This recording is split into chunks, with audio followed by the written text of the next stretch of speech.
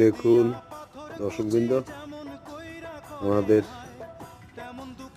Mushroom খামারে কত সুন্দরভাবে মাশরুম ফুটে আছে, বিচিত্র রঙের।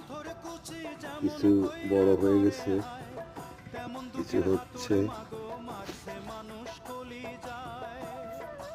দেখুন অনেক সুন্দর।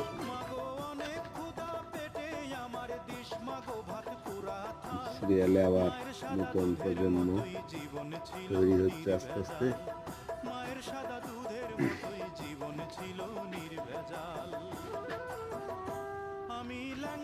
এই দেখুন কাঙ্ক্ষিত ফলন।